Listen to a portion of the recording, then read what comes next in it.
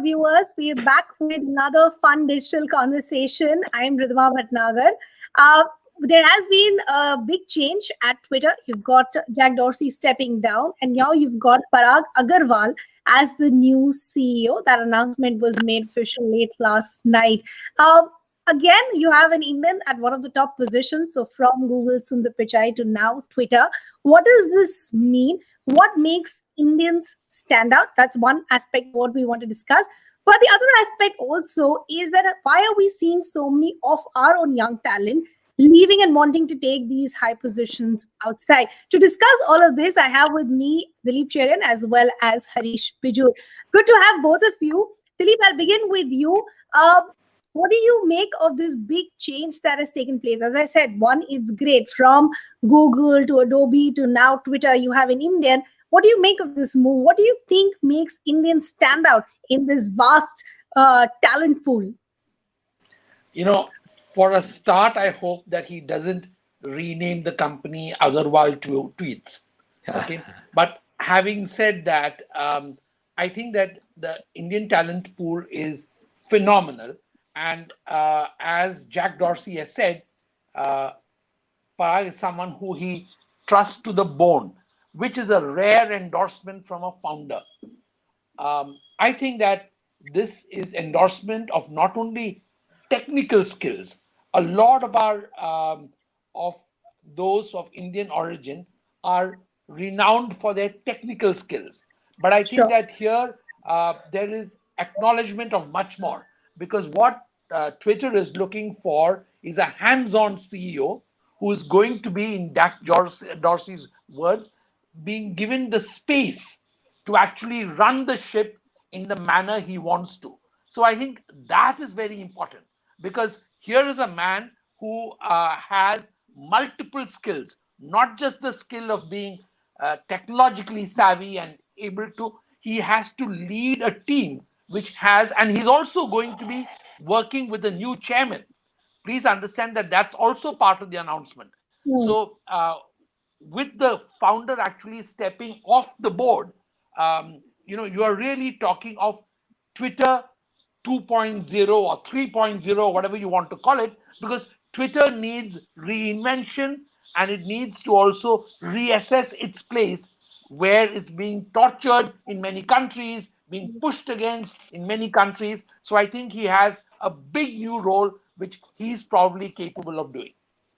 Okay, I'll come to Harish in just a bit, but just for viewers who are watching us, who really is Parag Agrawal? He's an alumni of IIT Bombay as well as Stanford. He'd been the CTO, now he's the new CEO, so he'd been in Twitter for a while. And as Dilip was rightly pointing out, for anybody who read that note and the communication that came, Jack Dorsey said, I had no doubts about Parag had been in my mind for a while. And even the board, it was a unanimous decision to elevate him from the CTO to now the CEO.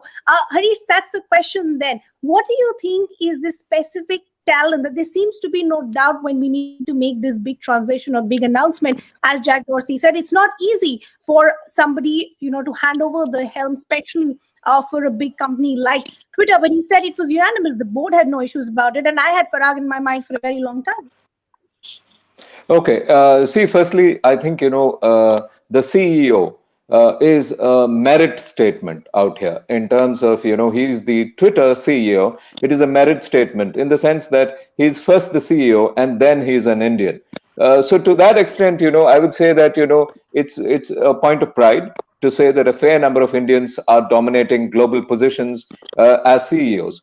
I think this has been a historical fact. India has been a net exporter of talent and skill. We exported in the early days plantation workers to Africa, to Singapore, etc. We exported soldiers to fight our wars, masons and plumbers who went and built modern Dubai, for instance. Then we started exporting higher end people like doctors, engineers, and now, highly skilled manpower.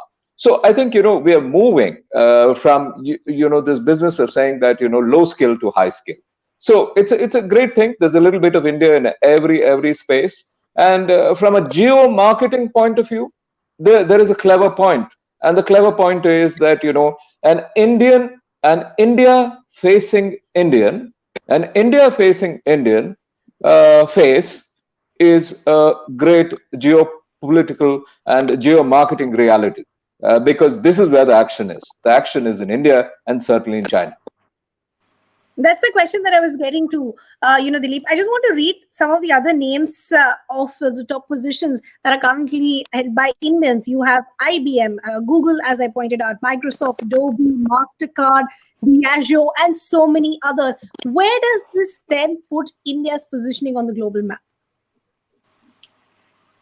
As Harish just said, the first thing we have to acknowledge is that these are people with superior talent. They have proven themselves in a tough corporate world. The second thing is that they are taking decisions which are to do with their companies and the globe. So to expect them to have a special role vis-a-vis India is, I would say, something we should be cautious about. They have to take their investment decisions, their market entry decisions, and their company character decisions based on where their customers and their consumers are. And I see these people as those who have actually been able to transcend narrow national considerations and have become global players. So what Harish said is right. It's a endorsement of their skills, but as to demonstrate that their skills are really genuine, they will have to transcend mere national boundaries and think of themselves like the companies think of themselves, as global citizens. So let's not put an additional burden on their shoulders. These are young people in many cases and have big jobs and big boots to fill. So if these shoes are to be filled, they have to play their role as global CEOs, and that's what we expect Parag to be doing. Okay, Harish, I want to come to you with two other concerns. One is there is often this is something that the jury is still out on social media and other platforms, that every time we have anybody with an Indian origin, we try and respond with a lot of emotions and try and take a lot of credit off the bigger pie. I mean, something similar that was done with Kamala Harris as well. Do you think sometimes the celebration also is completely thrown out of proportion just because we want to attach that Indian tag to a big name? Oh yeah, we're a proud race. We're a proud people. We like to grab all the kind of pride that's floating around and stick it onto ourselves. At the end of the day, I think the fact is, as Dilip put it so eloquently, it's all about talent and it's about being neutral. Technology has no color. Technology has no nationality. Technology is truly global, and I think these guys are demonstrating it. So it's good to have faces such as this, dominate the overall business environment across the globe. And to an extent, India, the country, gets doubly branded to say that, India is a factory of great talent, which is throwing up the global CEO network and putting it all together. Right. So as Harish is saying, if India is that big factory of talent, why are we still seeing so many leave India and not wanting to maybe build something in India? And this is a debate that we've always had, that we're seeing these top positions, but not in India. Is it for me? Sorry. Yeah. Okay.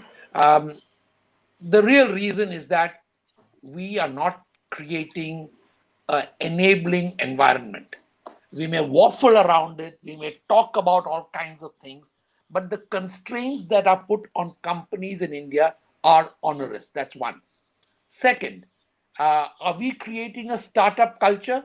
Meaning the kind of rules that exist in the financial space, for example, of where you list, when you list, what you do, etc., are ginormous.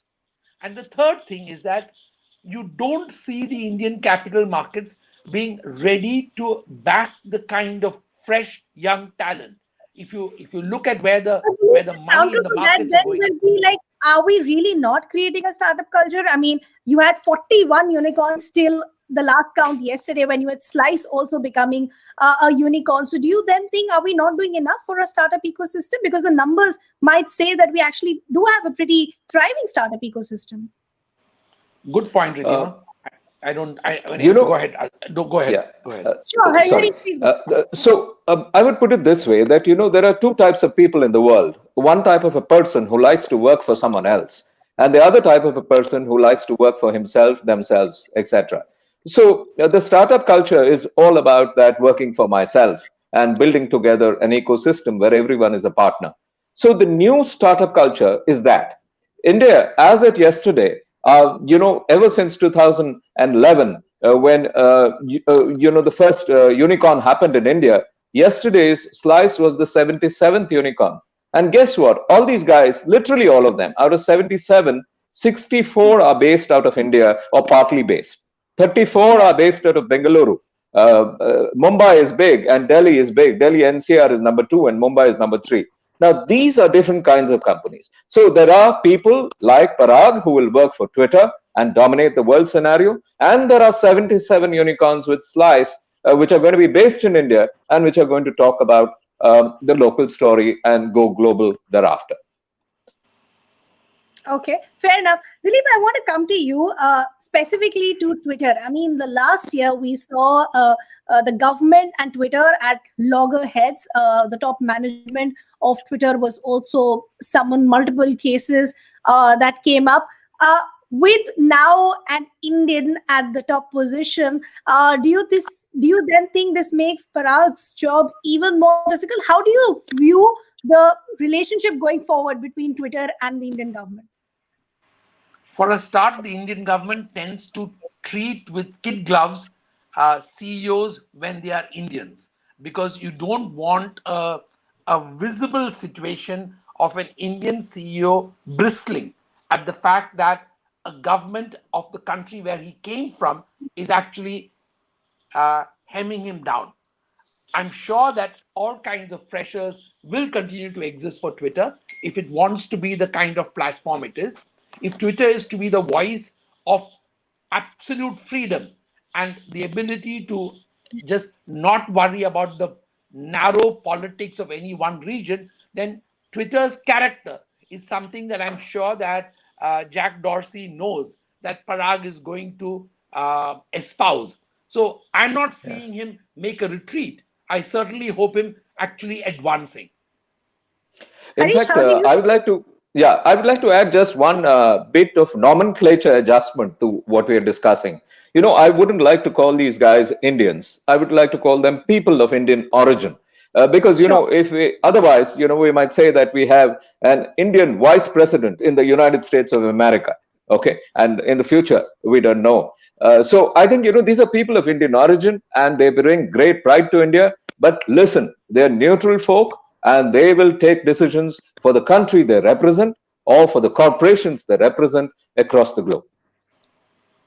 Perfect. We leave the conversation there. At the end of the day, it is talent which overrules ethnicity, caste, color, religion, everything else. I'd like to thank my guests. Do let us know what you thought about this discussion. It's a wrap from my side. Thank you.